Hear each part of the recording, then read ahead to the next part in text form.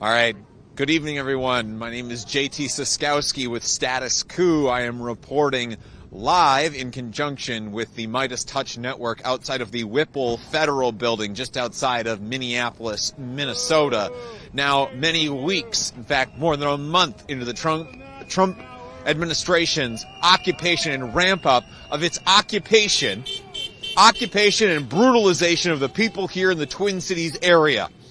I want to welcome you back with us. I want to thank our crews who, while I was away, were continuing to hold down the fort here and report out what the Trump administration was doing. I took a few days break to spend some time with my wife and my newborn daughter, but I'm now back here in the Twin Cities area reporting and bringing you these live looks of what it's like here on the ground in the Twin Cities as the Trump administration applies more pressure, presses its thumb, presses its heel into the people here of the Twin Cities area, ratcheting up the pressure, trying to force this city either into capitulation or to break and to give the Trump administration some kind of excuse to either invoke the Insurrection Act or otherwise crack down further on this city and on more cities across the country.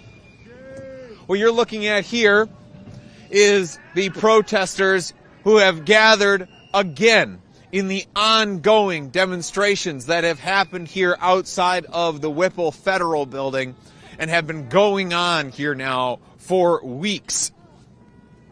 These demonstrations certainly grew in intensity after Renee Good's killing. And that's a name that I want to try and center in our coverage tonight. Because as the events go on here in Minneapolis, as more and more days are put between when Renee Good was shot and killed by ICE agent Jonathan Ross and today, as more days pass, it'll become easier and easier to focus on the latest atrocity committed by the Trump administration, the latest use of force, the latest raid that happened, the latest developments. And we're going to talk about some of those developments out here in just a minute. But what I don't want to get lost in that coverage is the fact that there is a person from the Twin Cities area here, a member of this community, who won't be going home to her kids, who won't be going home to her wife, the way I was able to over the last few days, the way that you are able to at the end of every workday or at the end of school. That's a luxury that we have that Renee Good does not, because she was in the wrong place at the wrong time, surrounded by ICE agents who are not given enough training in this country, who are armed to the teeth and set loose on American cities. Specifically, whatever blue city of the month the Trump administration wants to grind its heel into. And lately, that's been the Twin Cities. And its Somali community and its Hispanic communities that have been particularly victimized by this administration. If you've appreciated the coverage that we have brought to you on the ground here, amid the cold, over these last several weeks, going back before Renee Good's killing, we've been on the ground here nearly continuously since the beginning of December, since Operation Metro Surge first got underway here. We didn't start our on-the-ground coverage with Renee Good's killing. We weren't like a lot of press who parachuted in after the fact. We were here before, we're still here now, and we'll continue to be here to monitor the fallout from everything that happens. That's what we do here at Status Coup in partnership with the MeidasTouch network. We continue to cover these stories. When we pick a story, we stay with it. We pick stories because we know that they are important. We see the way that things are developing, and we warned about an outcome like what happened to Renee Good being very possible here on the ground as the Trump administration ratcheted up the pressure. It creates the possibility for violence. In fact, the Trump administration seems to be going out of its way to try and incentivize more of it by putting continued pressure on these communities, by putting militarized police forces in the form of ICE, Border Patrol, and other Department of Homeland Security agents in these neighborhoods. By continuing to do that, it's only ratcheting up the pressure in these communities. And how are people supposed to respond? We've seen scenes play out over the last several days of people in these communities beginning to push back. We saw a scene, you may have seen a video clip online that went semi-viral of a man standing out on his street corner with his own weapon, with his own rifle, held in his hand, saying, "This is my community, I'm here to protect it from the people who are patrolling around these streets, masked men, funded with your tax dollars, jumping out of unmarked vehicles, disappearing people from these communities." It only takes one slip-up, one wrong decision for more people to get hurt. That's the kind of situation that is being created by the Trump administration here in the Twin Cities, but not just in the Twin Cities, because we saw some of these similar, and in some cases the same scenes play out in city after city that we have covered here at Status Coup. Because we were on the ground in D.C. when the Trump administration occupied that city. We were on the ground in New York when ICE agents were grabbing people coming out of their court appearances. We were on the ground in L.A. during the immigration crackdown in that city. We were on the ground for nearly 2 months in Chicago. We were on the ground in Charlotte while Border Patrol ravaged that community for the better part of a week. And now we've been here on the ground in Minneapolis. And if that work is important to you, I please ask you to go to statuscoup.com/join. For as low as $5 a month, you go to help fund the work that keeps us here. Because it is a lot to keep us here. It is all of the travel to get us here. It is the constant hotel rooms that we need to be able to have a place to get warm and to sleep at night. It is the food to keep us fed at the end of the day when we are finally able to eat. It's the gear that we need to buy for our cameras. We just had to buy a new cord to deal with some audio issues that we are experiencing. It is the cost of hand warmers that Will behind the camera just showed to me out of his hand that he needs to keep him warm. These are the things that we need to be able to stay on the ground here and continue to report from these brutal conditions. And so any support that you can offer us is greatly appreciated in this moment. Just know from the bottom of my heart, I thank you if you're already a member. If you're not, please consider becoming one for, again, as low as $5 a month. I was just talking there about some of the cities that we have reported in. Before I actually get to that, I want to talk about some of the conditions out here. You see dozens, and this is only one of 2 protests that are outside the Whipple Federal Building where I am right now. So it's got to be more than 100 people who are out here on a Monday evening demonstrating right now. But you see all these people here behind me. It is cold out here, if you can't tell from the way that I'm talking. I'm a proud Midwesterner, upper Midwest. I like to think that I can handle the cold, but goddamn is it cold out here. It is currently 4 degrees. It feels like -6 with the wind chill, and as any Midwesterner will tell you, it's never the cold that gets you, it's the wind. And the wind is blowing right now, not intensely, but enough to continue to drain you. These people are feeling so inspired to be out here, to continue to push back against the Trump administration, to put their bodies on the line, to be in a place where the Trump administration has continuously used tear gas, used flashbang grenades, used pepper spray, used pepper ball guns, in addition to other less than lethal munitions as a way to control and try and, again, beat the people of the Twin Cities into submission. And these people still out here, despite the cold, despite that threat, behind these barricades. And that's what I want to talk about. If you are part of the massive audience that has joined us over the last several weeks as we've reported here on the ground, a lot of you coming over from the MeidasTouch network, I want to thank them again for just embracing us and supporting us as much as they have and giving us the platform that we can reach so many of you. But if you're new to Status Coup, this past fall, September and into October and then into November, we were on the ground continuously in Chicago for 2 months, maybe more. And while we were there, we were outside of a place called the Broadview, Illinois ICE Detention Center.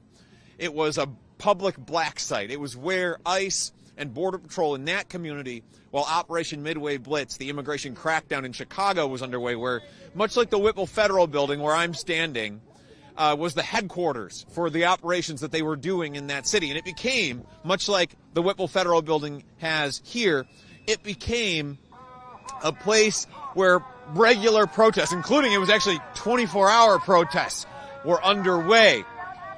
And we saw, and we are seeing, a lot of similarities between what happened in Chicago, both in terms of the tactics that ICE is using and in the way the scene is developing here outside the Whipple Federal Building. So, Will, I want you to just kind of pan along this fence line and along these barricades here. Well, I just kind of described what's really happened out here. So over the last several weeks, what we've seen as some of these vehicles drive past, honking their support for the protesters out here.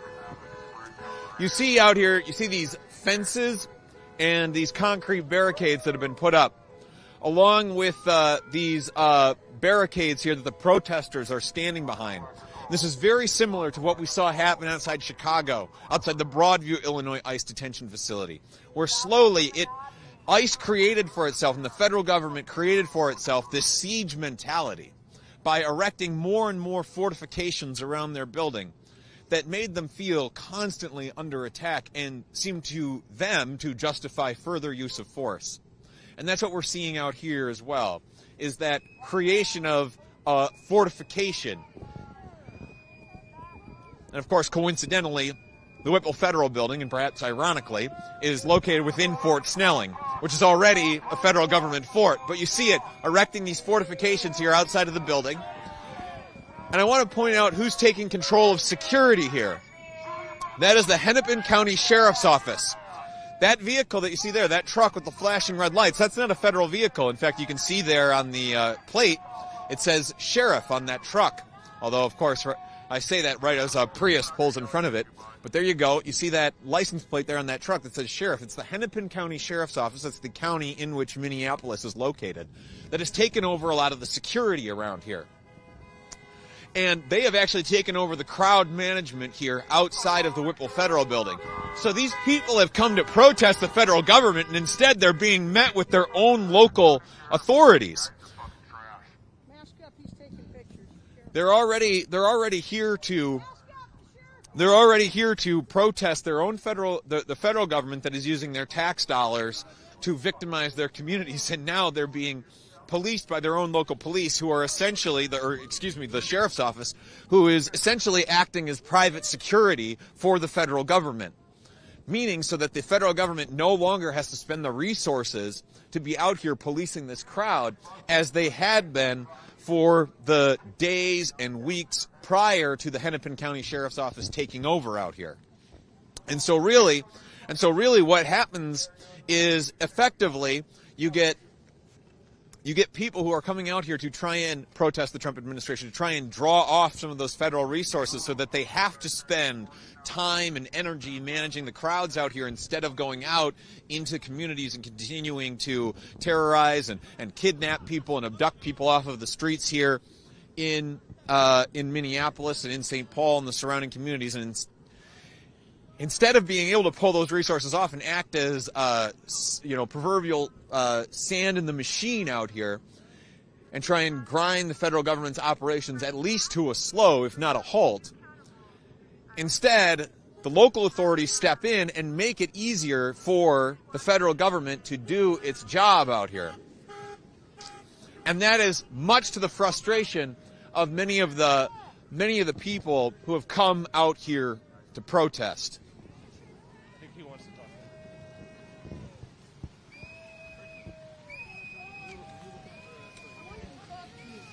About something that happened the other day before they put all this up. Yeah, what's your name? Diane, 2 N's, Myers, Meyers. Hey, Diane. I'm a 72-year-old Army veteran. When I got out here on Saturday, I went to talk to a Hennepin County deputy. He was in his truck. I stood at an appropriate distance from his vehicle. He rolled his window down. I heard his dog. I said, "Can you keep your dog contained?" He then came out of the vehicle and shoved his door on me forcibly, pushing me back. I said, "I'm an Army veteran." He then got out of his vehicle and pushed me with both of his hands forcibly. At that point, he tried to wrestle me to the ground, and I didn't. I wasn't fighting him, but I wasn't going down either. And then I was surrounded by 5 Hennepin County deputies. A sheriff then came over within 30 seconds and tried to, I said, "Get that prick in his car." I said, "I don't want him anywhere near me." I know who he is. It happened underneath the light or the camera over at the track. Okay, so it's documented what happened. So I'm filing a complaint with Hennepin County and the ACLU against this guy, and I'm going to see what I can do to get him thrown off the force. Diane, how does it make you feel to see your local authorities. I'm not sure if you're from Hennepin County. I live in Minneapolis. Okay, so you live in Hennepin County. I live in Hennepin County, and they are behaving better than they did the other night when I got bear sprayed, because they charged us, 50 of them charged us, and we were already on the sidewalk. The reason they put this up is to keep ICE from crossing, to get us. It's not for us, because we were complying. We were on the sidewalk when they charged us and bear sprayed us against the order of the federal judge. So I'm filing a complaint with her court so she knows what happened. It was Department of Homeland Security, Department of Corrections, and the Border Patrol. ICE was not anywhere out here. It was those entities wearing all black. They looked like the bloody Gestapo, you know? How does it make you feel to see like your local authorities acting as security for the federal government? I fucking hate it. They were lockstep. They're lockstep with ICE. They're telling us they're here to protect us. No, they're here to protect ICE from us. But we're not. We're peaceably out here. We're peaceable. This is what we were doing the other night when they attacked us. Exactly. Thank God we had some doctors out here, and they treated us. But when I got home to get that stuff off of me, I was absolutely burning up, because that is some nasty stuff. And they weren't supposed to use any sort of gas on us at all. So, it's awful. It's awful. How does it make you feel to see the Trump administration now taking steps to actually launch investigations into protesters for some of the actions that they are? I think it's abhorrent, for one, that the people drank the Kool-Aid and went after this guy. I was living in Philadelphia when Trump was tearing Atlantic City down. Okay, I know what the man's capable of. I was in Reno when he was trying to get casinos in Nevada, and nobody wanted any part of his ass. Okay, I'm sorry for cussing. But anyway, the man is a 5-time draft dodger. As an Army veteran, I want no part of that man. He is a con man, and he conned 49.5% of the people. And now they're regretting their vote, a lot of them. I have a niece who's MAGA. I posted about what happened, and she came at me. I put it out there. I said, okay, those of you in my family or others that are, coming at me for protesting in my condition because I don't have good health, shame on you. And my niece then came out and said, you can call my name out. I said, I wouldn't disrespect you that way. I do believe in boundaries. Being in the military, working in security for, 10 years. I worked for the federal government. I bet you don't know that they threw all of the veteran service officers and all of the employees with the federal government out of this building and took it over. As a result, they're breaking the law on a daily basis because they're violating the federal badging guidelines. As a federal employee, I know what those badging guidelines are. I worked for an airline for 15 years. I know what the federal badging guidelines are, and they're not adhering to them. And they should be prosecuted for that. And because you can't piggyback. One guy can't put his badge and let 15 people go through the door. That's illegal. It's not following federal guidelines. And I'm totally pissed at our state troopers for the other night when that man got shot. They were lockstep with ICE that night. What would you like to see your local authorities, your local leaders do to try and, support the community out here? I think they need to grow a pair. And they need to file charges against Hennepin County, for one, against the state police. BCA, which is Bureau of Criminal Apprehension, showed up about 3 hours after the incident up there the other night. They told state troopers to get the heck out of Dodge, which was the right thing to do, because the state troopers were there in riot gear with batons. They also had a rotter truck out there to spray us down. I wasn't up there. But they thought that over because it was 10 degrees out. That's a hazard. So they kind of rethought that mentality. These people are given 47 days of training and released on the public. And what they're doing is wrong. I went to the memorial to pay my respects. The guy Cross that shot her and murdered her, an hour, he wasn't hit. And they have acknowledged that he was not hit. He doesn't have internal bleeding. He never went to the hospital. That was reported by Minneapolis Police Department. They checked. So the other thing is this: an hour after the incident, after he shot her and he called her a effing bitch, he lives in Chaska. He was over at his house with about 7 other ICE agents loading up the vehicles with his belongings, and they took him to a safe house. He's hiding out. The state of Minnesota has frozen his assets, but he's got a GoFundMe page that's getting heavily contributed to by MAGA. So I hope that they find a way to put this man in jail. I owned a house over there. I know the people over there. I lived there for 10 years. I owned a home. And Portland, that area, nicest people walking the face of the earth. I had 3 generations of Somalis living next to me. Nicest people in the world. Okay? If the truth were to be known, this is not about Somalis and Latinos. This is about the fact that Trump dislikes Minnesotans because we are aggressively progressive. We like to make things fair to people the best we can. And the other thing is that he wants Minnesota because of twofold. He wants us because we have the best soil in the United States up here. We have taconite, which he wants, and we also have 3 not landlocked ports off of our lakes and our rivers. He wants that so he can control it. That's the only reason he's coming down so hard on Minnesota right now. And the worst thing he can do is send the 11th Brigade after us, airborne after us. Because I think what it's going to do, it's going to take it up a notch, and we don't need that. And Walsh should have activated, in my opinion, the National Guard earlier. I've spoken to a lot of the National Guard because I'm a veteran. I speak to a lot of them.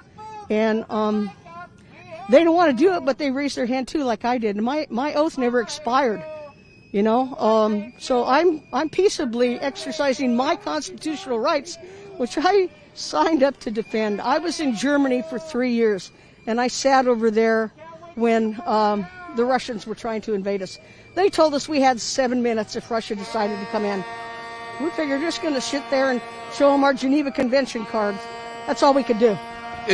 Does this country, I mean, when you look around the Twin Cities right now and you see masked men, as you laid out there after 47 days of training, you said, released or unleashed. I forget exactly. Unleashed on the public. Unleashed on the public out here. Yeah. These scenes that you've seen play out now in your hometown, is this the country that you signed up to serve? Not even. I'm 72 years old. I've seen lots of things.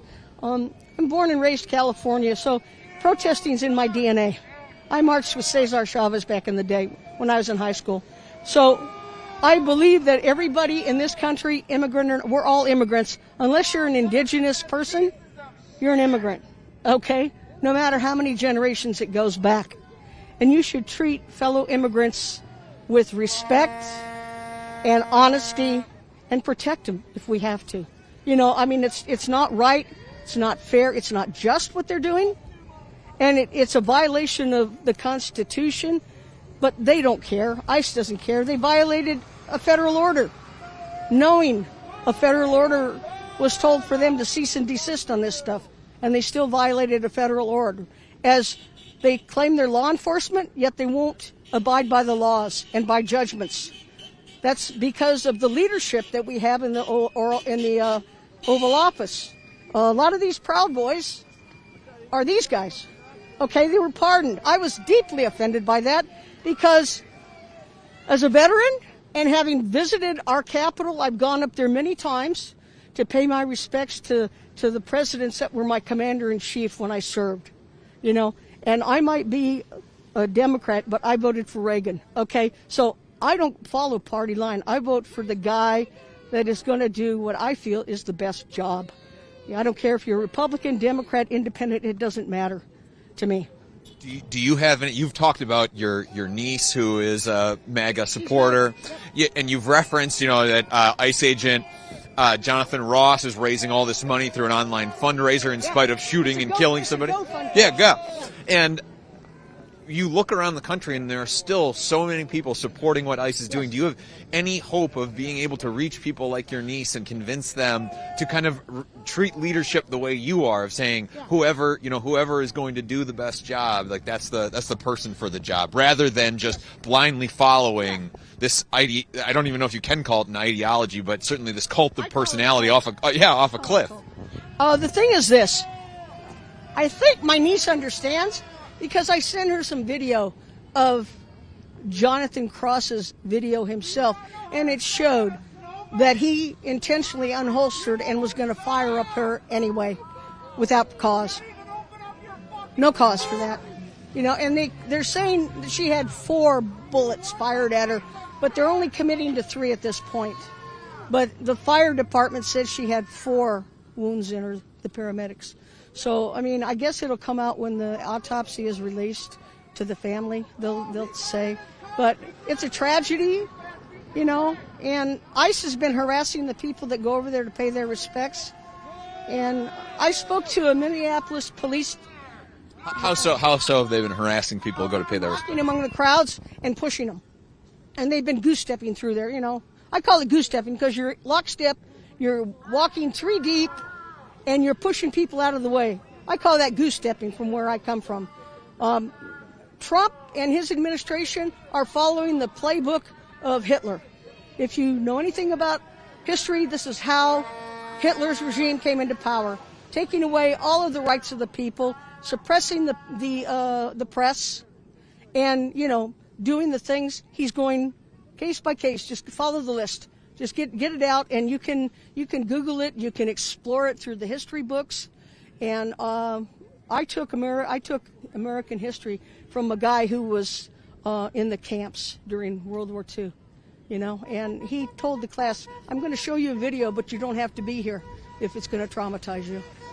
And that was very eye-opening to a 20-something-year-old kid. And this was before I went into the military. So. I went into the military during the peacetime, and number one, to support my country, and because I come from a strong military family background, and I wanted to do my part. I'm the only one in my family that enlisted. None of my other family did. My twin head, in fact, was a hippie. So, here I was in the Army, and she's a hippie. But, that's okay. No matter whether you're red, blue, pink, purple, it doesn't matter. We have to respect each other's right to speak what we think is our truth. And you can't go attack people over that. And as far as I'm concerned, this and Greenland and all this is a distraction to keep us off the Epstein files because we know he's guilty as sin. When he became president, I said, "Oh, that's great. We're a third-party country now. We have a 34-count indicted and a felon serving as our president now." I don't call him President Trump. I just call him Trump. If I was in the military and he came to my base, I'd fucking go on sick call. Okay? I would no more salute that man than I would walk out here without cleats. Okay? He's not right. There's something wrong with him. 5-time draft dodger. When the rest of us are serving our country. Not right. There's something wrong with that man. Dan, thank you very much for the time. I appreciate it. Thank you. Who do you report for Status Coup, our online independent progressive outlet? Good. Yeah. So like I said, we have to do our part, but we have to do it in the right way. And I'm not only out here protesting, I'm also following up with my legal options. And that's the only way to do it. I will say something. When I was in Germany, I was in the medical corps, and I had to deal with a lot of tragedy over there at the time. They sent 17, 18, 19-year-old kids over there without any idea of what they were up against. Back then, it was snail mail and telegrams. That's all we had. We couldn't phone home. We had to save our money up and go down to the post office and call home once a month. And kids were either, unaliving their children, hurting their children and spouses, or hurting themselves. And I had to x-ray this. And I started writing to my congressman and my senator to get the tour reduced from 3 years down to 2, or whatever they could do for us as first-time enlistees. About 6 months later, and I wasn't the only one writing, Congress changed the tour of duty to 24 months. So I like to think I can do it legally within the system, but also this is within the system. It's just a little bit more vigorous, and that's what I believe in. I think we need to put Congress in there. They only work part-time, and we need to put them on a where they only get paid for the days they're in there, and they only and we're never going to get term limits on those people. They're not going to count. They're not going to. That would take an act of Congress, and they ain't going to do it. But we need to cut their finances, because if they serve just one hitch in there, they get that for the rest of their lives, and that's wrong, very wrong. Our founding fathers didn't get paid to be in the government, so why should these people? It should go back to a no pay, because most of them are attorneys and lawyers and doctors. They've got their money, and they should make them not have to get any money, in my opinion. Thank you very much for your time. I appreciate it, and I appreciate all the opinions. Thank you very much. Sharing it with us. JT. Yes. Thank you, JT, and thank you. They have foot warmers and hand warmers, boot warmers over there, and hot chocolate and McDonald's and all sorts of stuff. And it was Diane, correct? Diane, yes, sir. And Diane is saying that because it is brutally cold out here, and part of the reason that, Diane, I think we could have talked to you all night, but part of the reason I'm entering the interview here is that I just want to get Will and I moving a little bit. We just want to walk down the sidewalk, show you a little bit more of this protest, and also get the blood flowing for ourselves here to be able to warm up. Well, go get some. It's probably cold chocolate, but it'll help. Thank you. You're welcome, guys. Thank you very much. So, Will, I wanted to show the multiple protests here while perhaps they are still out here. So we are gingerly making our way across frozen ground out here, and you can see again how these bollards or these barriers have been set up here by, again, local authorities who have taken over a lot of the management here. You see the Hennepin County Sheriff's Office, their squad cars laid out here just along the side from where we're walking. They've got a big setup out here. You see groups are gathered around outside a kerosene heater out here, keeping everybody warm, or at least as many people can stand outside of it at once. Oh. And you see here that, it's dozens of people who are also gathered here. And then further down the street, there was another protest that was underway. It looks like that one has broken up from what I can tell from here. I want to walk down that way just to be sure here, Will. And again, also just as an excuse to keep the blood flowing. It was -6 degrees with the wind chill when we got started. Though, my God, does it feel colder than that right now? But again, you still got these dozens and dozens of people who are out here wanting to make their voice heard against the Trump administration for the violence that's being carried out here on the Twin Cities streets. And if you could hear that I'm barely able to talk because of the cold affecting my lips, hopefully, if that comes across through the camera, can serve as some sort of indicator as to exactly how cold it is out here, and maybe give you a sense of perspective for the emotion that's bound up in this crowd. So I walked all the way down here, and there is still a group down there, Will, if we want to actually walk the whole distance here to go see that other group of protesters that are down there. Yeah, a little bit. Yeah. So Will and I are making our way down the street here around the outside of the Whipple Federal Building to where there's a second protest, because there are multiple entrances to the Whipple Federal Building. And it used to be that the protesters were gathering almost exclusively down here to where we're walking now. But after a lot of the, defenses, we'll call them, the fortifications that the Trump administration put up outside of the Whipple Federal Building, it began with actually a gate, a barbed wire gate, that was put up down here out at this other entrance that we're walking to. After those fortifications went up down at this end, the protests then migrated down to the end where we were just standing.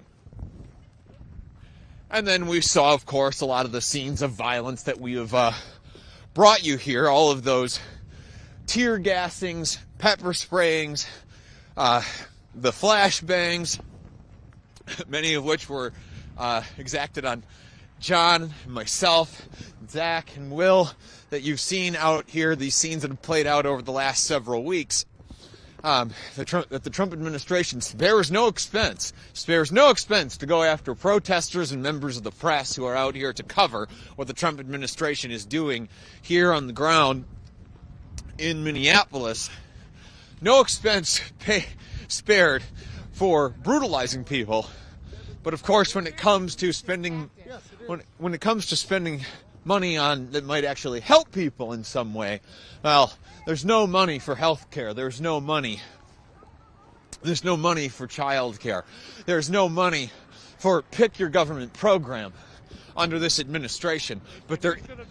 But yeah, it's who's going to pay for it when it comes to actually helping people. But when it comes to brutalizing people or disappearing people off of the streets, suddenly we can find billions upon billions of dollars to make ICE one of the most well-funded militaries on the planet. And make no mistake, it is a paramilitary force that is out here. When you see the weapons that they're holding, the camouflage that they wear, all of the equipment they're decked out in.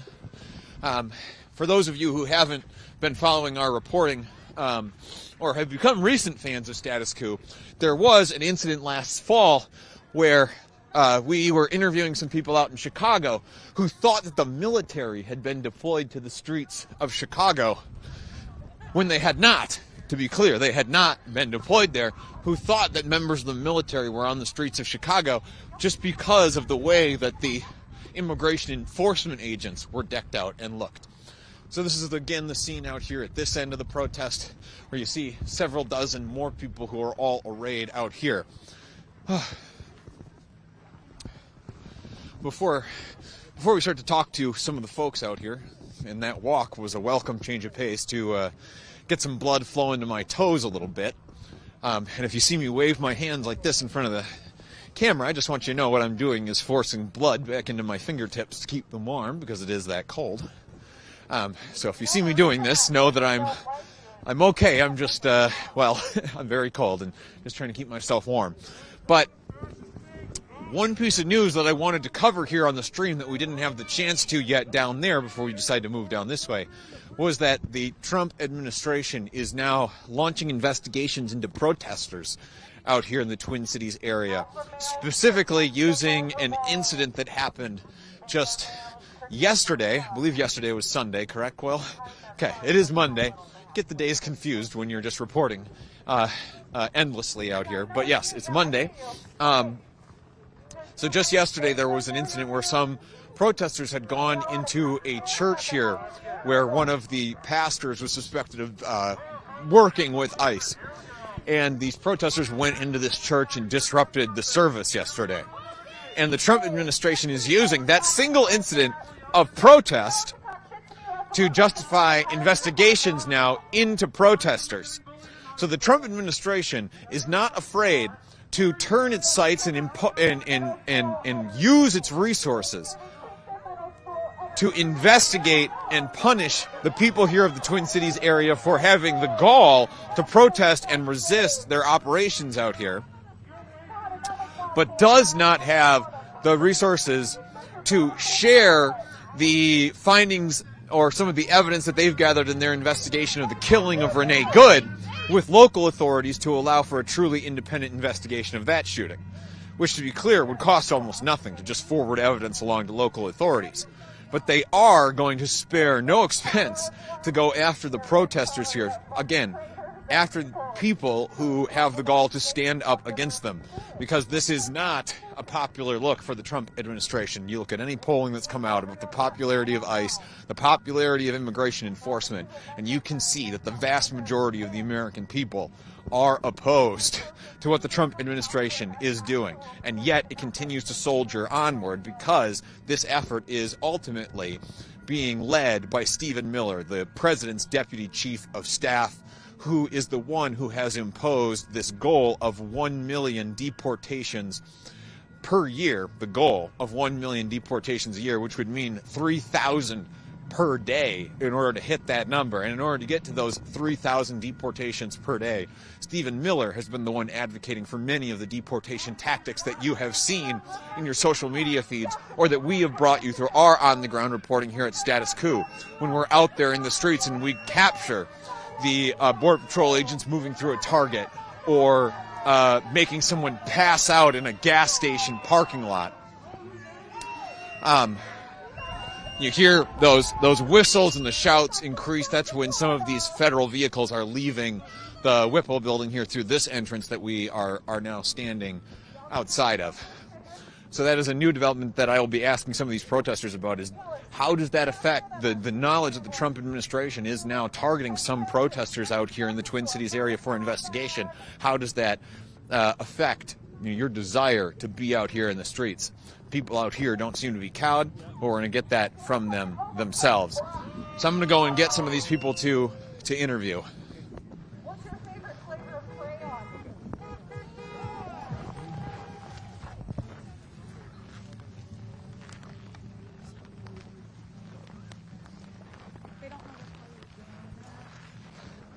And again, the cold out here really getting to me. I keep saying something. It might affect the length of our stream here, but I want to point out that our boss Jordan just called, and he's apparently looking live at the weather in Minneapolis as he watches us from the comfort of his home. Jordan, I hope you're warm.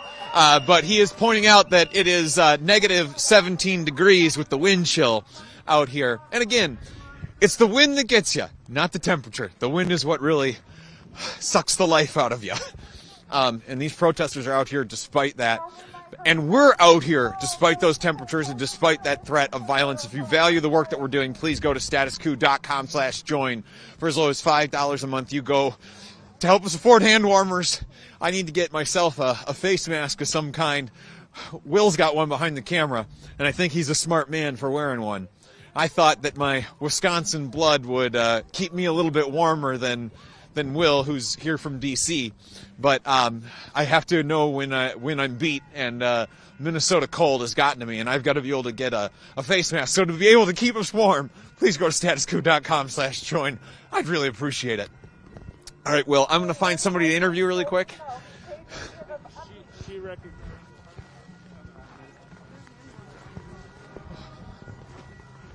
Pardon me. Hi there. Hello, your Status Coup. I am. love you guys. Oh, thank you. Would you mind if I interviewed you? Sure. About being or protesting out Of here in the course, cold? Yeah. I don't What- know your first name, though. My name is Yeah. JT. JT. Okay, I'm Catherine. Catherine. Yeah. All right, so I'm standing here with Catherine, who's been on the megaphone. Catherine, what are some of the messages that you've been delivering to federal agents as they come and go here from this exit over this megaphone here? I've just been trying to talk shit. Such as? Let's see. That Bovino eats soggy biscuits. That they are about as useful as a football bat. Just things that a lot of my military buddies have kind of yelled at each other because, these guys are performative males. And they don't have any courage. And if it's coming from someone who looks like me, I think it just might have a little bit more impact. And plus, my megaphone's bigger. Thank you very much for that, Catherine. I appreciate that. All right, so we're out here. We've been making a big deal out of the cold just because I have to talk professionally, and it gets difficult out here in the cold. Yeah. Why? Can you talk a little bit about the emotion that you're feeling, the passion? Why do you feel so strongly that you need to be out here in the cold, in this weather, to deliver these messages that you just laid out for us to us? Why is it important that you be out here tonight delivering this message? Oh, for sure. I mean, I don't think it's just me. I mean, it's just I have proximity. I live close. And I have the clothes to do it. Everybody at home who's wanting to do this, we're here out with you. It's not about me. It's about the movement here. What these guys are doing is totally against the Constitution. We have eyeballs. We have a brain. We have an education here in Minnesota, and we have a community that can support us. We have a community that can bring us food if we can't get to our jobs. It's really important. I think it's a really good flashpoint in history, and I'm hoping that we're on the right side of it. You referenced that part of the movement that's building out here in Minnesota. Can you describe this movement that you see yourself as being part of? What's it fighting for? Who's it comprised of? Yeah, for sure. I think it's for all of us. And really the movement is just education, like knowing what our rights are and having the courage to speak out for it. And it's Martin Luther King Day. It's, we are standing on all of their shoulders, and we have to use our privilege, as you're doing, to speak out for those who can't, and we're trying to be full-throated, and creative and doing what we do best. Some people are crocheting mittens for us. Some people are dropping off supplies. Some people are escorting other people to work. And it's really important that we keep the engagement up.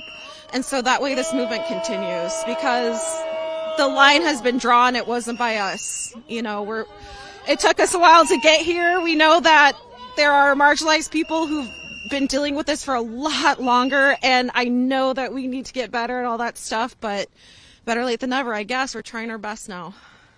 One thing that I have been trying to be conscious of in my reporting as we get further and further removed from Renee Good's killing is not to let her name fall out of the coverage. As someone who was just taken from the Twin Cities community here, in what ways is her loss informing your activism? Yeah, that's a really great question. Thank you so much for asking that. I work in healthcare. I'm a mandated reporter, and the response to her murder by the federal government, Kristi Noem and the like, is exactly like a domestic abuser, honestly. They use the Darvo tactics. They're using the exact same things. And I'm someone where I really care about my neighbors. I genuinely care about the people who I treat. I'm in healthcare, and for months I've been treating people who have had concussions from these people. I work with people who have breast cancer, and my brown patients are choosing to stop chemo because they do not want to be abducted. They don't want to leave their kids. Afraid to go to cancer treatment because they're worried that... Yes. If I am lying, I am crying. Just about like the worst of the worst and all the rapists, we wouldn't be here. We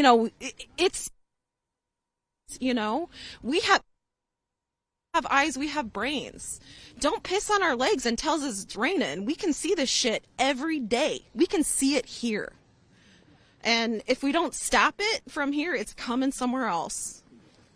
So speaking of that federal response that you referenced there, the federal government now has begun investigating some protesters here in the Twin Cities area, driven by yesterday's protest at a church. That's the excuse that they are using. Does hearing that the federal government is bringing its full force to bear to investigate people who have the temerity to stand up against the federal government, does that cow you? Does that make you double? No. I come here by myself. I'm not with any group. They don't scare me. They're all hat, no cattle. Honestly, they're just trying. They're afraid. And they're trying to go after people who don't have millions of dollars. They are afraid. If they were as strong and as sure of themselves, they would have done that shit already. I don't have faith in our current government, but I do have faith in our institutions, and I do have faith of good people who are in those institutions. And the more we're visible, I think the more it's going to be easier for those good ones to kind of come out, and even if it's a whisper, just to stand up. One whisper can start a cacophony. And I think that's what it is here. I don't know. And I'm not just like blowing out my ass. I really believe that. I genuinely do.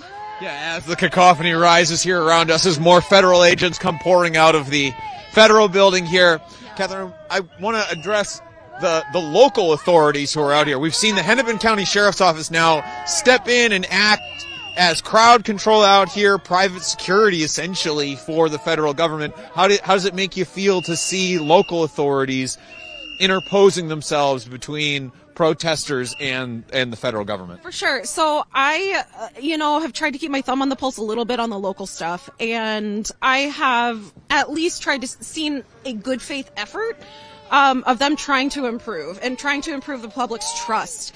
And I haven't been out here all day. I can only come out here a couple hours, and I do work. I have a job I got to go to tomorrow.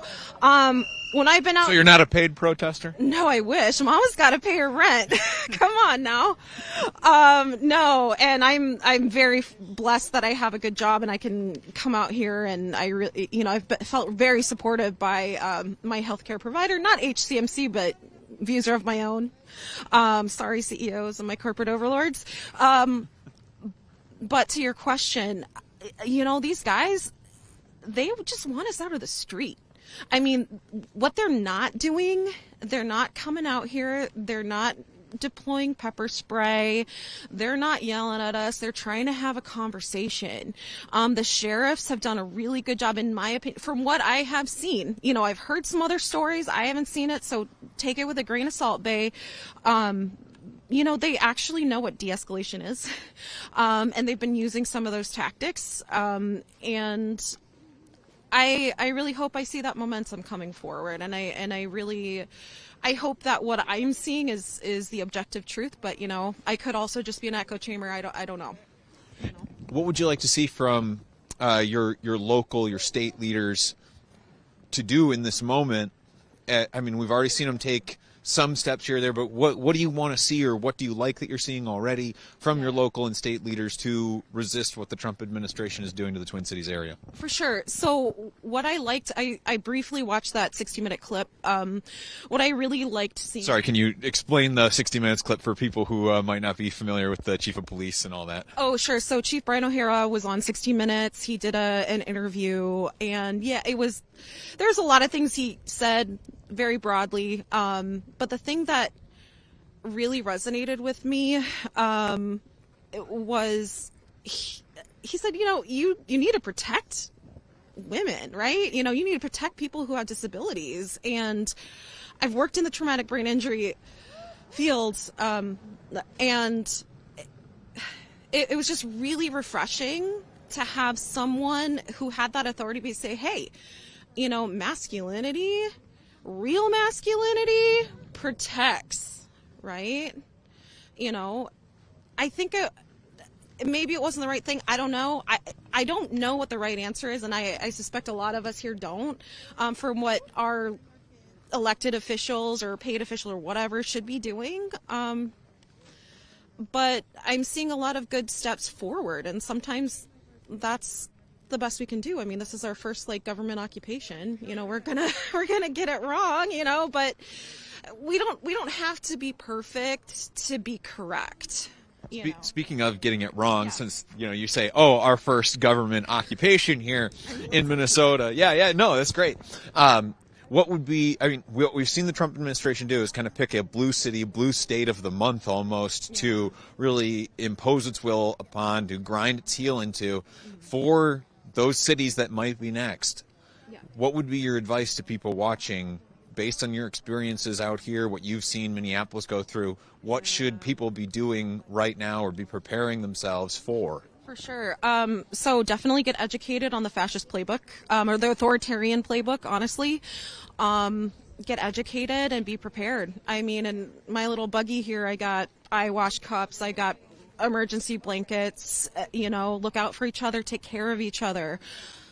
The government isn't coming to save us. We have to save ourselves. And that's really scary, and it's really uncomfortable. But we really need to sit in that discomfort for a little bit and be in our radical acceptance era, because it's here. It's not coming. It's here, and we need to mitigate the damage. I don't know if that answered your question. No, I think it absolutely did. I appreciate it. And Catherine, is there anything else you would want to say before I let you go? Yeehaw, fuck the law. Just ask any NASCAR. And I mean the feds. Running away from cops is an American. Sorry. For all you people oh, just comply. How does that boot taste in your mouth? Come on now. This is the most American thing that is out there. These are the patriots here. We're not draped in flags. These are the ones who are out here. We're freezing our asses off. It is cold. I'm not wearing makeup. I'm not presented in my best. But we're out here trying our best, and we're not going to get it right. And, I can't articulate this very well. It is really important for me to get this right. And I think it is for everyone else too. I am really mad at MAGA because they took so much from me, and it's not just my neighbors, and it isn't just my government or my tax dollars. They took my dad. You know, like they took people that I love from me. Can you explain that? Yeah. So their rhetoric works, okay? Like authoritarian tactics, they work. They work on good people. I'm not mad at the Trump voter. I'm not mad at the MAGA individual. I love them. I love them. And I miss them. I miss going fishing with my dad. I miss going out with my uncles. You know, I miss going to Thanksgiving and not feeling like, oh, Jesus, like just turn off the news, man. We don't hate you. We want healthcare for you too. You know, we want you to be healthy too. We want you to be safe too. We want your kids to get a good education. We want your kids to have full bellies and be safe and go to school and not worried about getting shot up. We want that for your kids too. And, you know, I don't blame you for not believing me. But that's what's in my heart today. But your father, I mean, is he someone who is very much on the MAGA train, so to speak, and yeah, feel like you just don't have that relationship with him anymore because of politics? Yeah, and the thing is that at least from what I've seen, is that people are, these radical liberals, they've Trump derangement syndrome. No, we haven't. No, the line crossed us. You know, we didn't cross over. You know, I know that they're good, decent people. They just voted for someone who's really good at tricking them. And it's okay. We can't, we forgive you. We forgive you for falling to those tactics because you can't be a billionaire. You can't make that much money being honest with people. You just can't. So they're really good at tricking folks, and you're not stupid for falling for it. I would want to believe it too. I would want to believe that, yeah, let's make our country better. I want to make our country better too. That this isn't the way that we've been going isn't the way to do it, in my humble opinion. And when she says the line crossed us, I mean, what she's saying there is that the Twin Cities was not built on top of 3,000 immigration enforcement agents who were already here. This is a force that was imported into these cities to cause the pain, and in one case, the death of the people that live here. I didn't ask you at the top, at least I don't think I did in my cold-addled brain, but can you just spell your name for us really quick? Yeah, it's K-T-H-R-Y-N, as in November. Yeah. Thank you very much. I appreciate pleasure. it. Thanks for what you're doing. Yep, appreciate it.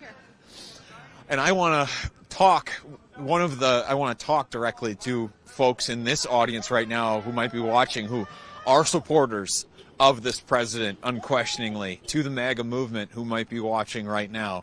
We've had a lot of you on our streams, perhaps in our chat right now.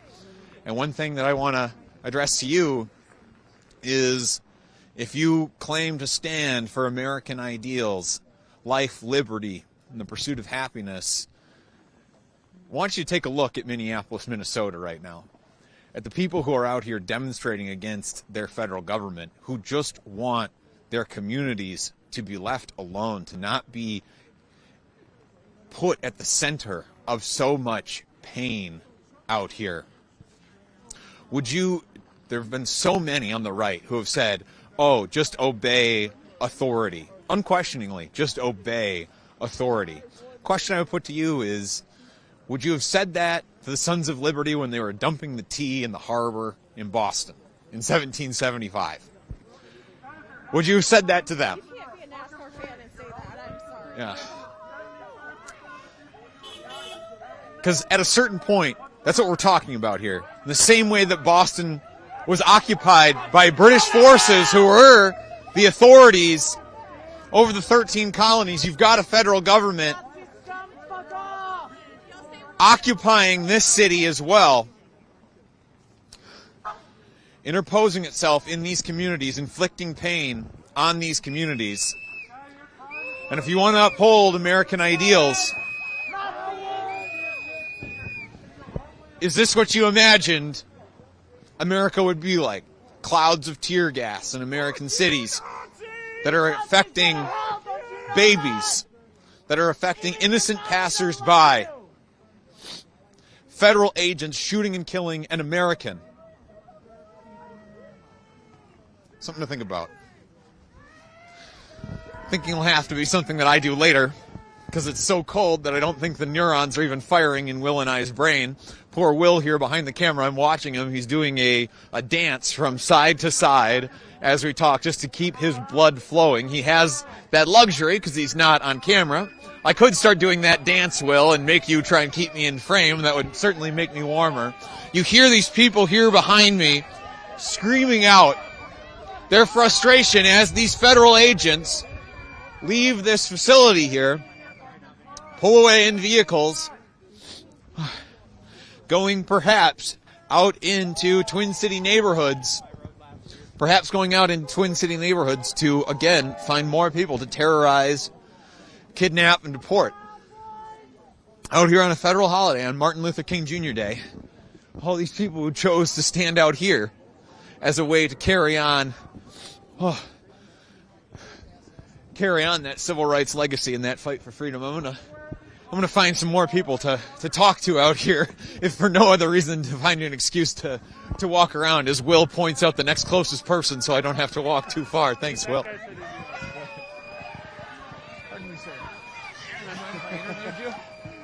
I guess I gotta come out from this thing, but all right. Wait, what's your name?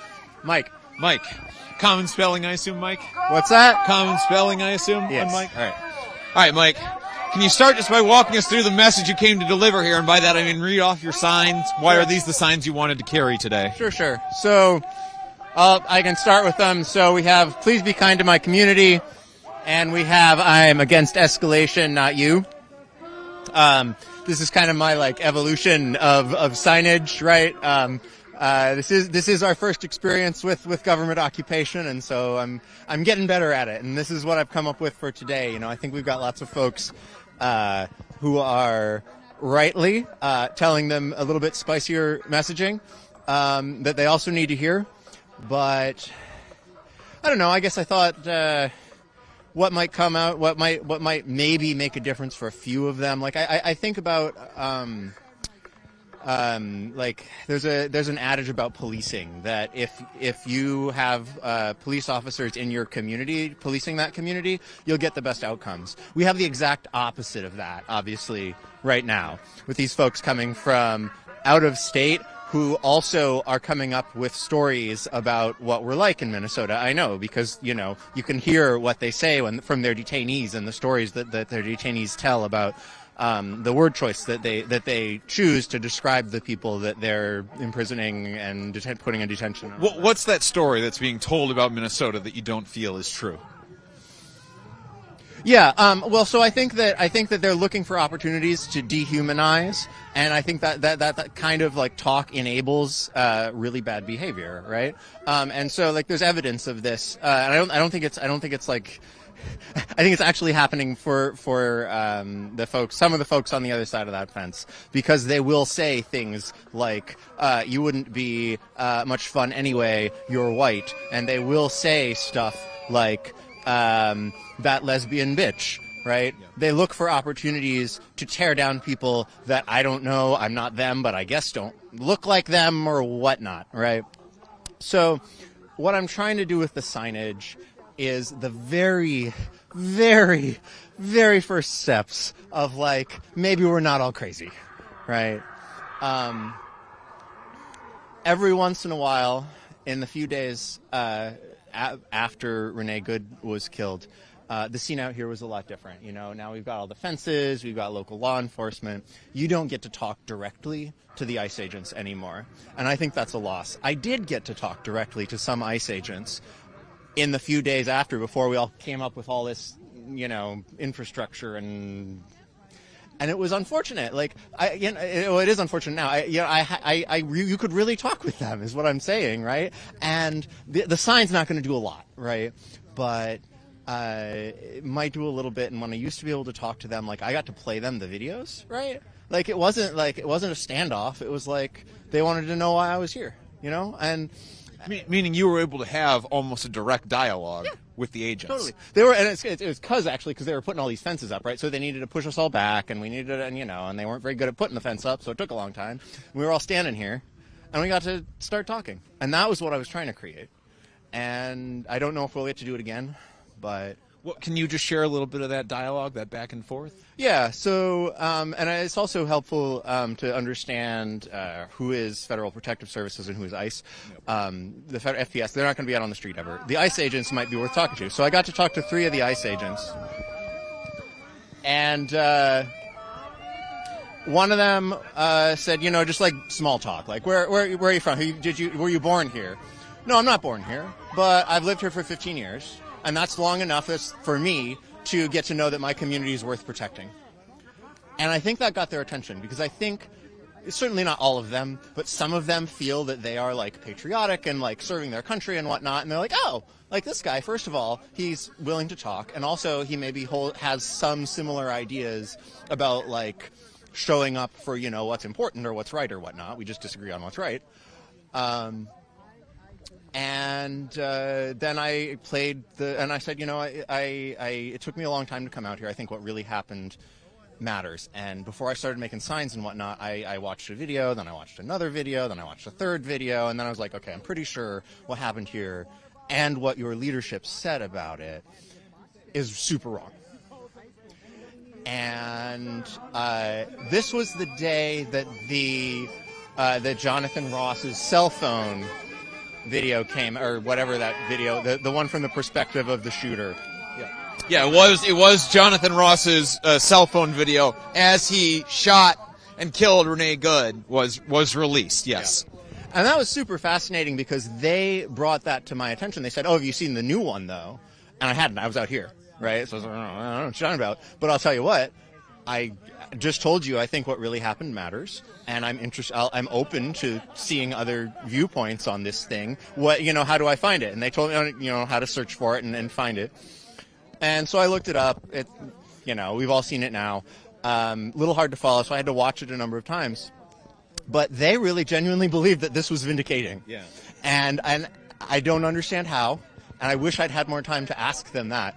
But I did get to, and it was the first time that I'd seen it too, but I did pick up on some of the aspects that everyone else has. Like, she's looking out the door and smiling at the agent, right? And so I pause it on that frame, and I show these 3 guys, like, I guess we're going to have to disagree. You can see she's turning the wheel to the right, and she's smiling. Tell me that's the face of a killer. And they looked at my phone, right? And they looked at her, at that frame. And one of them, before they all got called back in, right, because the gate gets done being made. And one of them says, "You know what? I'm glad to have met you." So I don't know. Like, I'm sure those dudes still work with ICE, but yeah, you're not expecting them to throw down their rifles right there in that moment. Right. But maybe when they are out on our streets, they won't be as big of assholes, because they got a chance to, learn a little bit of, like, what, they're actually who we are in Minnesota. In my time out here in the Twin Cities, I just sorry, I'm being distracted over here because we've got Attorney General Keith Ellison is actually out here at the protest right now. He's the Attorney General for the state of Minnesota, so we may have to come back to you. I want to grab him while he's still around, if that's all right, and try to get the interview here. I think we're good. Yeah. Thank you very much for your time, man. I appreciate it.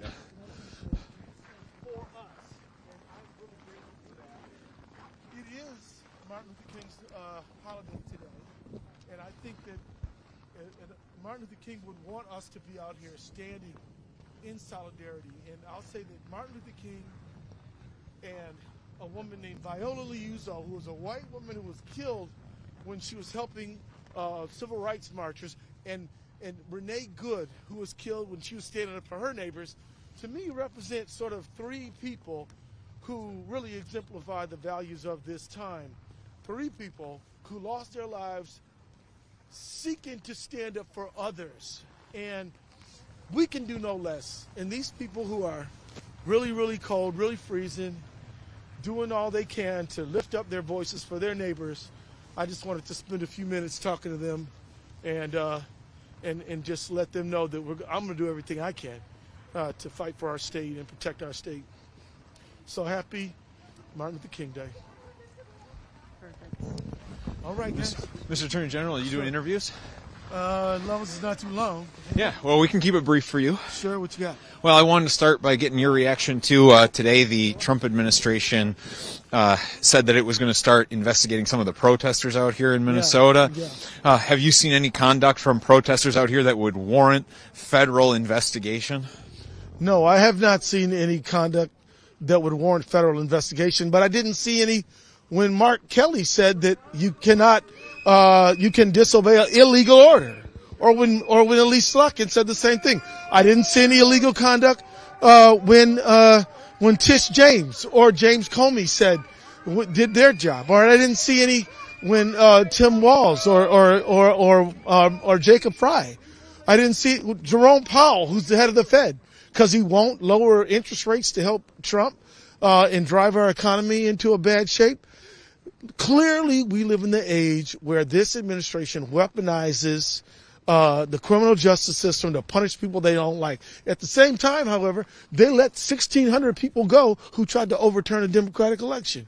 Oh, and worse than that, there is a woman who he just gave a pardon to who committed fraud in the first Trump administration, got a pardon, committed fraud again, and then got another pardon.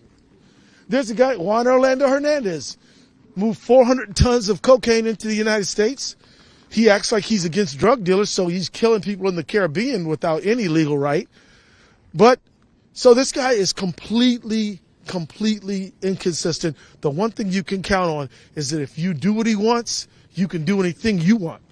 And if you stand up to him, he's going to use the criminal justice system against you. This is authoritarianism. This is tyranny. This is not something, and it's not happening elsewhere. It's happening here. And we have to stand up to it. And these people are freezing their asses off to stand up for our country. And I just want to be here to just say thank you to them. So that's all I got for you. Was there any symbolism for you coming out here on Martin Luther King Jr. Day? Why'd you pick today to come out here and stand with these protesters? If there's any day to be here, it is Martin Luther King's holiday. He helped us have a democratic society. He helped bring our society into one where, you know, you could live up to your talent and ability and not be restricted by your identity. And because of that, because of the advances he made in democratic society in America, these people being so courageous and they're standing up for democracy, it just seemed like the right time to be with them. We've seen the state in your office already take several steps as a way to try and push back on the Trump administration. Is there anything else in the works or any other steps that you feel are needed to be taken in this moment to stand up against the occupation that's happening here in the Twin Cities area? Well, one thing I will say is that I don't make any conclusion about the guilt or innocence of Jonathan Ross, but it is inexplicable for the Department of Justice Civil Rights Division to say that they will not investigate her death, for 6 assistant U.S. attorneys to quit because they're telling them to investigate the Cook family and they're not investigating Renee Good's death, and then they won't turn the file over or at least give the state access to the file. It is completely inexplicable, and it looks just like a cover-up to me. And so if you're not going to do an investigation, give us the file, we'll do it.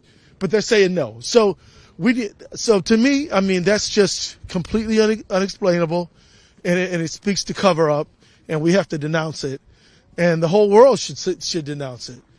And so we're going to be in court on January 23rd to stop this Operation Metro Surge, and we're going to do the best we can to bring justice forth, and we're going to be trying to follow the example of these completely courageous people who are freezing for the sake of our state and lifting up their voices, and God bless them.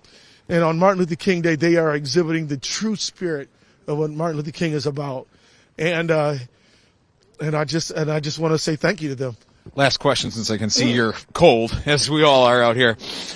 You just referenced that the Trump administration has politicized the justice system. Sure have. As the chief law enforcement officer here in the state of Minnesota, the justice system is sort of your purview. What is your hope that the federal courts or that the courts here in Minnesota can give you any sort of justice when that system is being politicized by the Trump administration? Well, we're going to put our case in front of the court on January 23rd. We're going to show how Operation Metro Surge is illegal, unconstitutional, damaging to our state. It is wrong, and we're going to believe that the court's going to bring forth a fair and just order, and then we're going to expect the Trump administration to follow the law. If they don't, then there are all kind of sanctions that can happen with regard to contempt. But we're gonna do the best we can do, because these courageous people out here are doing the best they can do. We can do no less. How can we do less? If somebody is, freezing their toes off, how are we going to, mail it in? No, we got to put everything we got into it, and that's what we're going to do. Anything else you would want to add while you had the platform? No, man, you got it. Thank you very much, Attorney General. I appreciate it. That's what it costs. That was Keith Ellison. We didn't have the time to really set it up before we had to get in there and ask him a few questions while we had that opening. But that is Keith Ellison. He is the Attorney General here for the state of Minnesota, an outspoken progressive. He has taken the Trump administration to court over its conduct here in the Twin Cities area, and as a way to try and get the Trump administration to end Operation Metro Surge. That is the operation that was underway before Renee Good's murder, before Nick Shirley's video that he put out that you may have seen that went viral, where he harassed a number of Somali daycares here with false, in many cases, accusations of fraud. And he was out here. So that operation's been underway since the beginning of December. The Attorney General is now challenging that operation in court. And as you just heard him reference there will be a proceeding in court on the 23rd, which is the same day that a general strike is planned here for the Twin Cities area, where a number of unions, other organizations, political organizations, and others are calling for people to not go to work, not go to school, grind this community to a halt, and for people to go out into the streets and resist the Trump administration and what it is doing. We will be here on the ground on the 23rd, reporting on those court proceedings, reporting on what the people undertaking that general strike are doing, reporting on that street eye view of how those people who don't go to work, who don't go to school, who do go out into the streets to try and resist the Trump administration's operations, we will report on how effective they are and give you that on-the-ground look, because that's what we do here at Status Coup. We give you that on-the-ground reporting. We grab elected officials when they are available, when they do come out to protests like these. We are constantly asking. I've been trying to get an interview with Attorney General, peek behind the curtain here. I've been trying to get an interview with Attorney General Ellison for the better part of the last 2 months. And there we're able to get it and bring it to you live, put important questions to elected officials, lift up the voices of people who are out here at these protests in the cold, in the negative 17-degree wind chill that my boss had the joy to call and let us know exactly how cold it was. Thank you, Jordan, for that. The cold that we were out here reporting and lifting up the voices of people who, in comparison to that federal government in that building right over there, that they are standing out here to protest, are the power, showcase that power imbalance that exists between the billions of dollars that federal government is funneling into the police force, that private police force, that Gestapo that a lot of people refer to ICE as. And I don't think it's an exaggeration to call them that, to draw that direct comparison to secret police forces from other authoritarian regimes that is operating out here in the street, and they are out here with whistles and signs to make their voice clear, with just helmets or respirators at their sides as a way to protect themselves. We lift up those voices here at Status Coup. We put important questions to elected officials. We do it all in negative 17-degree cold, because it is important. We do it away from our families.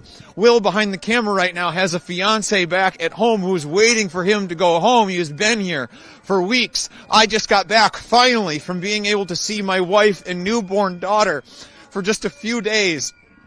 Excuse me as I get a little emotional, but it's because it is so important, because we believe that what we are doing here is giving a real, unvarnished look at what is happening on the ground here in the Twin Cities area, to be able to give you that informed perspective, to be able to push your leaders for the kind of change that you want, if you want to join us in this people-powered, people-centered news, independent journalism. Please go to statuscoup.com/join. For as low as $5 a month, you go to support us, to keep us here on the ground, asking important questions of leaders like that, lifting up voices like these, and doing on-the-ground journalism that doesn't parachute in when it's just the hot story here in the Twin Cities. We were here for weeks before Renee Good was killed. We've been here on the ground for the couple of weeks that have passed since, and we will continue to be here on the ground to showcase how the rising authoritarianism in this country is actually impacting Americans, your friends, neighbors, family here in the streets. I want to try and get another interview, Will, while we're out here. But I wanted to make that pitch to you because it is so important, and we're only able to do this with the support of our members. So if you are a member, from the bottom of my heart, thank you.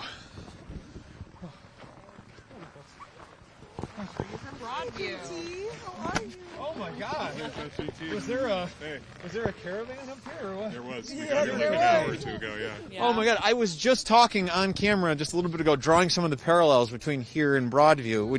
Would some of you mind if I did like a little, maybe like a group interview with some of you, or maybe even just one or two of you, just to do a little interview about why you guys wanted to come all the way up here from Chicago? Yeah, if anybody wants to more than me, go ahead. I'm down. Yeah, you go. I'm down. Anyone else? Stand there, but I'm gonna talk, so. That's fine. Okay, yes, there you go. Yeah. Stand behind. Okay. Yeah. So I had just been making reference to earlier here in the stream some of the parallels between some of the coverage that we did down in Chicago for 2 months this past fall on the ground in that city, as it was ravaged by the Trump administration. That had included near daily coverage from daily 24-hour protests that were happening outside of the Broadview, Illinois ICE detention facility. I turn around and I see some familiar faces here in the crowd here in Minneapolis. It's some people who are up here from the Chicago area who came to stand and protest with people here in the Twin Cities area. Can you start name spelling, please? Hi, I'm Morsa, M-O-R-S-A. Morsa, and Morsa was one of those voices that you would have heard repeatedly on our streams during the coverage that we offered down there in Broadview. Morsa, could I get you to explain why did you come all the way up here from the Twin Cities? Well, From Chicago to the Twin Cities. Well, it's pretty simple, honestly. Like, we lived through this already. We saw somewhere, like right now things a little bit quiet out in Chicago, which we're very happy. But it's very sad to see this just move to a different area. We're here to show support to everyone in Minneapolis. We're here because we lived through this. We want to share knowledge. We want to be able to help out as much as we can. We may be from Chicago, but this affects everyone in America. So we're just doing our part, honestly. All right. And you guys made the journey up here today? Yeah, okay. Yeah. Just got in, come out here. I was remarking on how, much like at Broadview, the fortifications have gone up here. The federal government has started to create that siege mentality for itself. I'm just curious, what parallels do you see between what happened in Chicago and what's been happening in the Twin Cities? It doesn't need to just be about the Whipple Federal Building here. It could be more what you've seen in general. What has happened to the Twin Cities that also happened to Chicago, and what warnings would you offer either people in other cities or here in the Twin Cities about what they're likely to continue to go through here that you saw on the ground in Chicago? Cop collaboration. I mean, we are standing next to a sheriff's vehicle right now. Just the other day, while viewing your stream, over at the entrance there, you had 2 state troopers. I'm standing in broad view while watching your stream, staring at 2 state troopers in front of the processing facility. I mean, 100%, it's, sanctuary cities and, sanctuary states collaborating with local, state, county PD, those guys collaborating with ICE and protecting ICE's illegal and horrible immigration enforcement. It's just now they've got 10 times the amount of ICE and Border Patrol agents.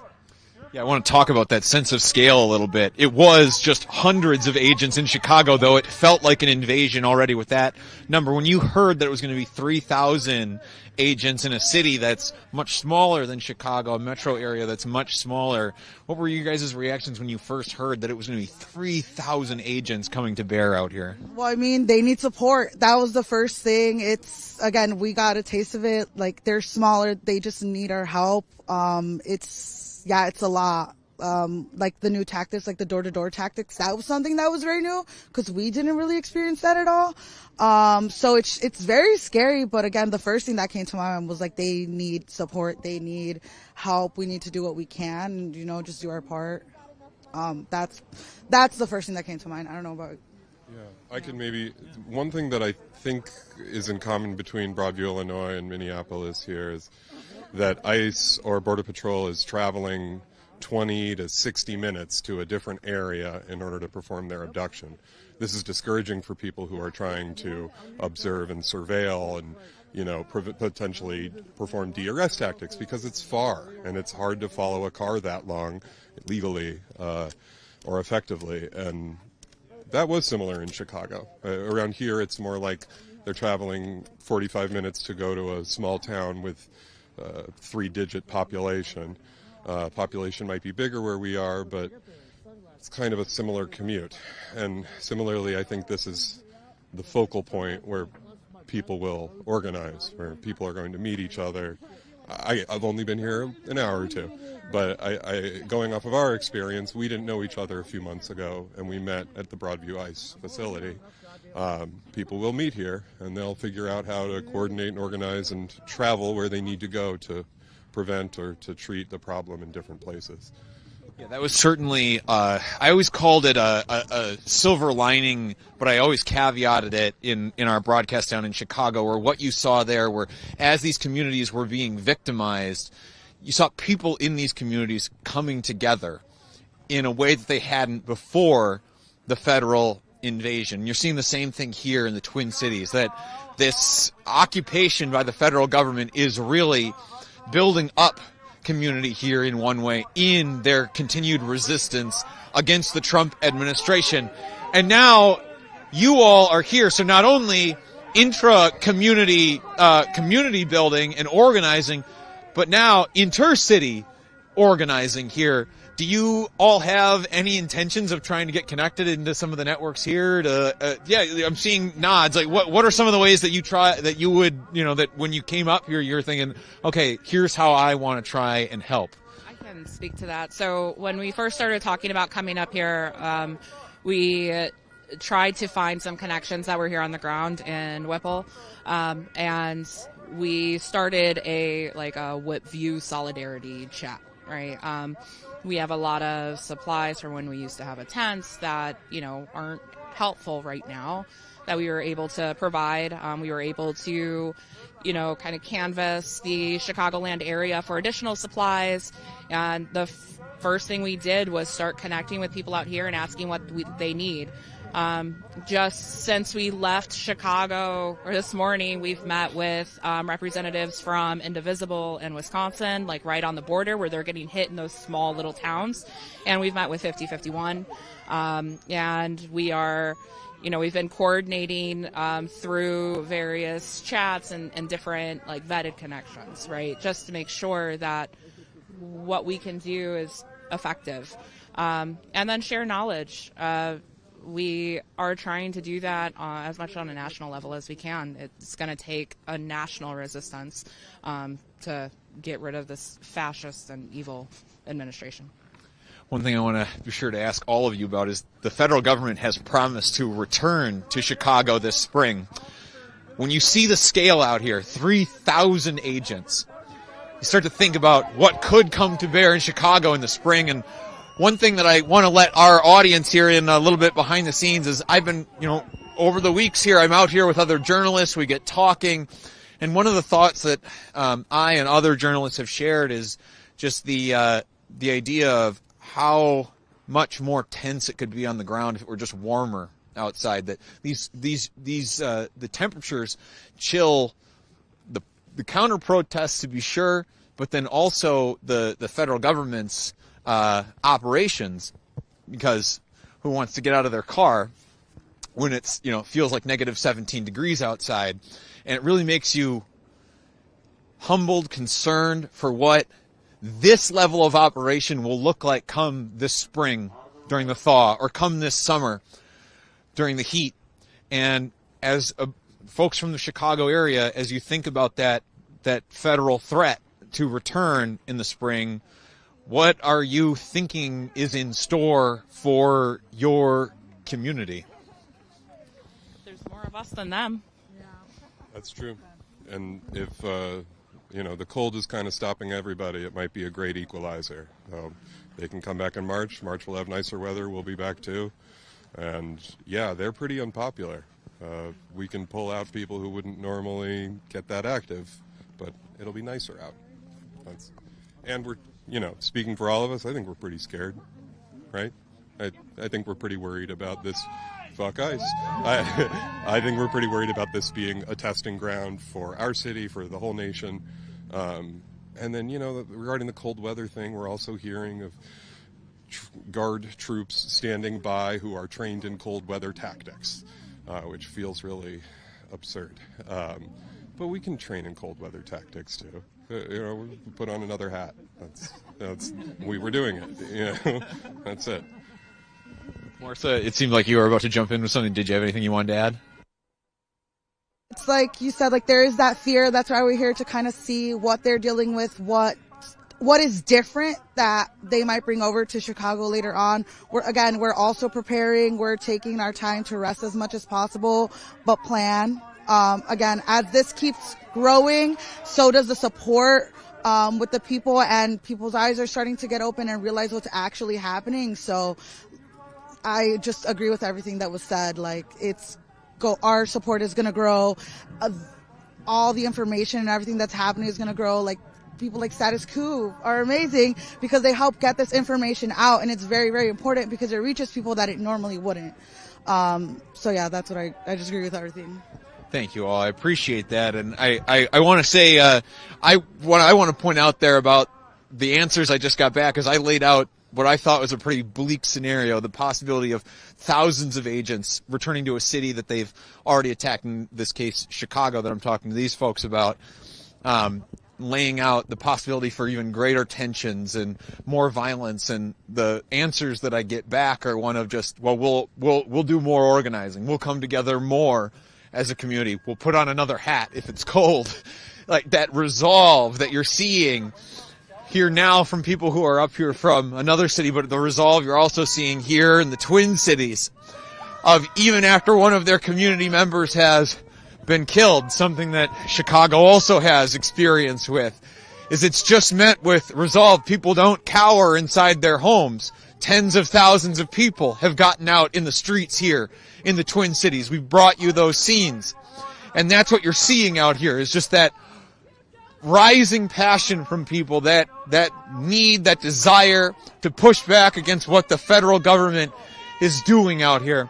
Thank you all for your time. I'll let you get together with the some of your Twin Cities counterparts that you came here to demonstrate with. Before I let you all go, is there anything anybody else wanted to add while you had the platform? Just keep it up. Keep up the good work, Minneapolis. This is unprecedented. We haven't dealt with these numbers, as you pointed out, and you're doing a good job. Keep doing it. People in other major towns in Chicago, please take notes of all the escalated tactics we're seeing in Minneapolis. Expect that we will come back to all these cities and do it double, do it even more, and just use as your motivation to not do nothing, to be somebody who goes to a protest, somebody who cares. Please. Start building your connections now. If ICE immigration enforcement isn't happening in your city, reach out to cities that have experienced it and start building out your toolkits. You know, North Carolina did that really well. Charlotte and Raleigh had Siembra, Poor People's Campaign, and they reached out often and early to build out their toolkits, and they were able to get Border Patrol out early. So, you know, it's got to happen to all of us, and it's just best that we're prepared and we resist as a country.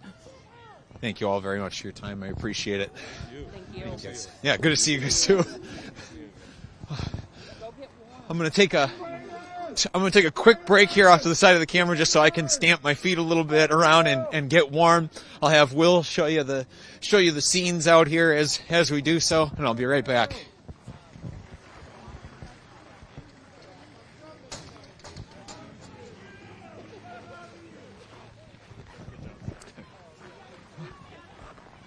You need this.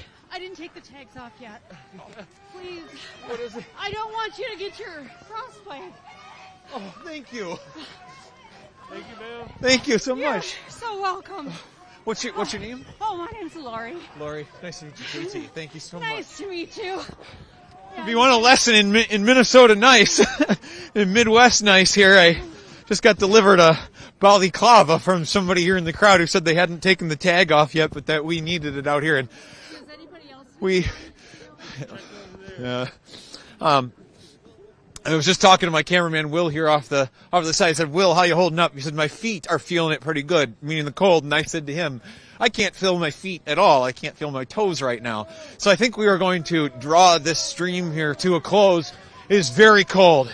It was negative 17 with the wind chill last we checked. We've been live for I don't know how long. I'm sure the cold makes it feel longer than it really is. But if you've been with us this long, you've seen a lot. You've heard from a lot of these voices out here, the scenes that are out here on Martin Luther King Jr. Day, a day that is meant to honor the fight for civil rights in this country, a fight that continues with the demonstrations here in the Minneapolis area. In this case, the right not to be overly policed in their communities by a federal government that has a nearly limitless budget. Mass agents driving through their streets, disappearing their friends and neighbors. It's a story we'll continue to follow this week. We're expecting demonstrations tomorrow evening at 4:30, a march that we will be reporting live from. That's 4:30 Central Time, 5:30 Eastern. Adjust for your time zone. And then on Friday, we're expecting a general strike here in the Twin Cities area, something that people in city after city that we have reported from have called for, have asked for leadership for, and it's now happening here in the Twin Cities area. So follow along with us for that. Get subscribed if you're not. Oh, thank you so much for being with us. I want to make one final plea. Go to StatusCoup.com/join, $5 a month. If you feel like Will and I have earned it being out here in the cold, I certainly feel like we do. If you want to help support us, best thing you can do is go to StatusCoup.com/join. For as low as 16 cents a day, you go to keep us warm, keep us in shelter, keep us in hand warmers, balaclavas now from the generous folks out here in Minneapolis. But please, that is the best way to support our truly on-the-ground journalism that we do in these communities. Help be a part of our work. So on behalf of myself, on behalf of Will, our entire Status Coup team, the MeidasTouch network, who does incredible work, especially in the way that they platform our reporting and help support our reporting out here. My thanks to that entire team as well. Oh, from outside of the Whipple Federal Building, just outside of Minneapolis, in Minnesota, I'm JT Siskowski for Status Coup. Good night.